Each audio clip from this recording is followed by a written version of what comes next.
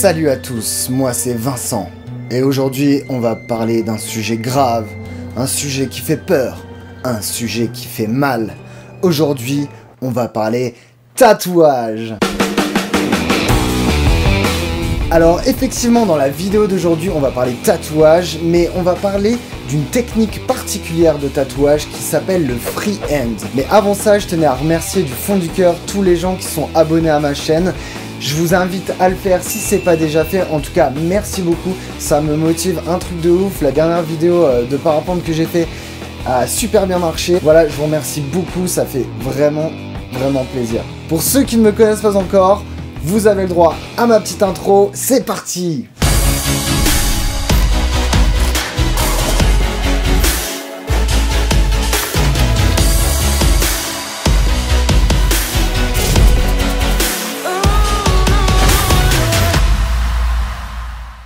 Alors pourquoi parler tatouage aujourd'hui? Parce que je voulais profiter de la venue d'un très bon ami à moi qui est tatoueur et qui est très bon dans son domaine. Et du coup, il a été invité dans un shop à Annecy, donc pas loin de chez moi, et j'en ai profité pour lui rendre une petite visite. Comme ça, on va découvrir tous ensemble, c'est quoi la technique du freehand. Alors grâce à la magie de la vidéo et du montage, en l'occurrence, on va pas prendre la voiture pour rejoindre Arnaud. On va directement faire un petit flash forward, comme ça. Alors, on arrive dans les locaux du Moonlight Workshop à Annecy et on a un rendez-vous avec Arnaud B. Salut Arnaud B. Bonjour. Tu vas bien? Oui. Alors qu'est-ce qu'on fait ici aujourd'hui? Et dans le cadre d'un guest, oui, on va faire un petit tatouage sur 2 jours en freehand ouais, pour vous faire découvrir ma passion qui est le tatouage. Moi à la base je suis de Metz. Aujourd'hui je suis invité par Hugo Feist pendant une petite semaine. Et on va réaliser un petit tatouage. Ça Venez, marche. c'est par là. Allez, let's go. Alors Hugo Feist, c'est un super tatoueur de la région d'Annecy. Sa réputation n'est plus à faire. D'ailleurs, du coup, c'est lui. Et regardez, il fait ce genre de choses là. C'est juste un truc de malade. On va dire que il est plutôt dans le réaliste, dark aussi. Mais je vous laisse admirer un petit peu toutes ses œuvres. C'est vraiment top. Alors moi, comme j'ai un peu des idées débiles comme ça, je me suis dit, je vois pas souvent Arnaud, et à chaque fois que je le vois en général, il me fait un petit tatou. Donc là, je me suis dit, j'ai besoin de t'interviewer, mais j'aimerais bien que tu me tatoues aussi, donc est-ce qu'on ferait pas les deux en même temps? Et on l'a fait, donc voilà, je vous laisse voir ce que ça donne. Alors on va parler du freehand, du coup, vu que c'est un peu le sujet de la journée là. Du coup, c'est ce qu'on n'est pas du tout en train de faire là actuellement, on fait pas du freehand. Mais on s'en moque, c'est pas filmé. Du coup, le freehand, c'est quoi pour toi? Pour moi, c'est une façon de tatouer un peu, on va dire un peu différente. C'est de discuter avec la personne, avec le client d'entrée de jeu. On discute d'un projet et tout. Et puis on essaie de faire un tatouage par rapport au mouvement du corps. Ça, tu peux le faire que avec du freehand, c'est-à-dire tu dessines directement sur la peau, selon la morphologie du coup de la personne. Voilà, ouais, pour créer des mouvements et tout ça. Un tatouage, en général, fait traditionnellement, c'est en exemple une photo, par exemple, qu'on aime bien.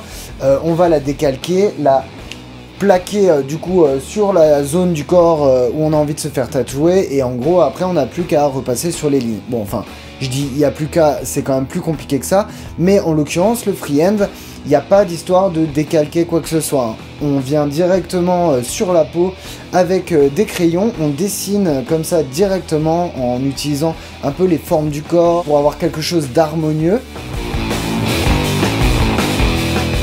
Tu pars pour faire une pièce unique en fait, tu vas pas pouvoir... Ouais, t'as quasi aucune chance que t'aies deux fois le même, voilà. Deux fois la même pièce. Tu n'auras pas la même pièce. Après, c'est à force de faire des designs en free, tu vas développer une espèce de technique où tout simplement, moi, j'aime bien mettre des petits crânes qui traînent dans mes réalisations. Et c'est ce qui va permettre de se dire, ah bah tiens, ça je suis sûr que c'est Arnaud parce qu'il a fait ça. C'est ta patte. Ouais, c'est une patte, une signature, c'est une façon de faire les textures. C'est plus marrant en fait à faire. Même si ça fait mal, c'est pas marrant. Pour l'instant, ça va à peu près. Là. À peu près. Non, ça va. Ah, il faut que j'appuie plus fort. Là. Ça va.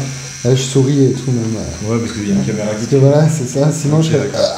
J'en chie.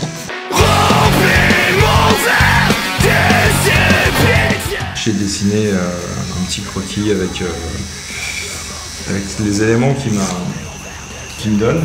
Une fois que c'est validé entre lui et moi, et ben voilà, on s'installe et c'est parti.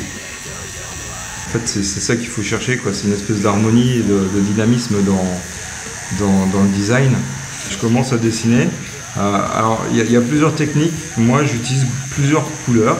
Je travaille toujours de la couleur la plus claire, qui va me servir de base, de ligne de construction, de volume. Et au fur et à mesure du dessin, je vais changer de couleur pour arriver à la couleur la plus sombre. Après, tout est validé dans la glace ou par photo, par le biais de vidéos et ainsi de suite. Donc c'est le client qui a vraiment le dernier mot, quoi.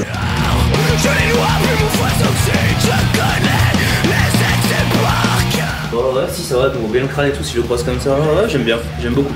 Ouais, c'est beaucoup de la confiance forcément, parce que t'as une esquisse, Ouais. donc il y a un dessin, mais c'est quand même plutôt une esquisse de dessin. Voilà. Ça représente pas parfaitement la finalité en fait du dessin. Non, ouais, c'est pas du tout ça. C'est vraiment les grandes lignes. Les grandes lignes, parce qu'au fur et à mesure du dessin, je rajoute des textures qui sont pas du tout sur le dessin à la base. Je rajoute des formes, j'en enlève d'autres. En fait, le dessin va vivre un petit peu suivant, j'ai envie de dire, mon envie du jour, quoi. Ah bah ouais, c'est clair.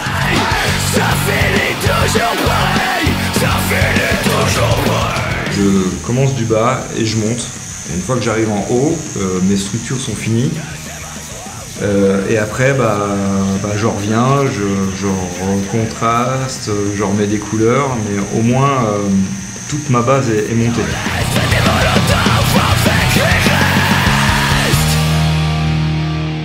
On va faire les couleurs, parce qu'on a décidé de mettre un peu de couleurs, histoire de changer un petit peu. En fonction de son tatou, là, je vais redessiner quelques formes pour redéfinir un petit peu les lignes conductrices, mettre les fonds, mettre les ombrages, mettre les blancs, finir le tatou en fait, tout simplement.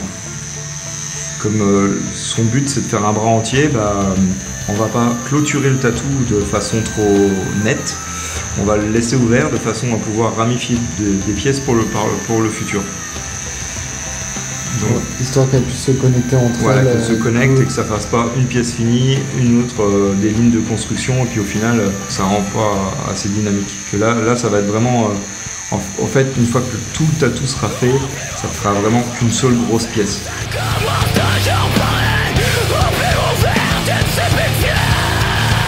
Ça y est, fini? J'ai envie de dire peur. Je tenais à remercier Arnaud pour son tatouage. Je voulais remercier Nicolas aussi, hein, qui était le modèle pour le tatouage.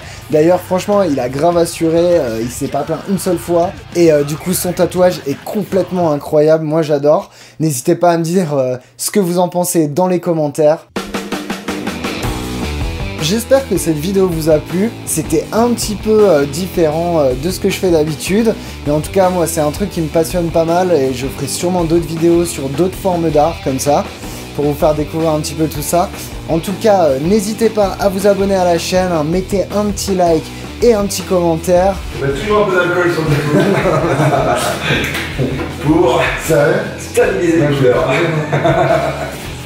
Ouf, ça fait mal ça. Ouais. Pourquoi tu fais ça? Bah je sais pas, tu voulais un truc pour finir en beauté.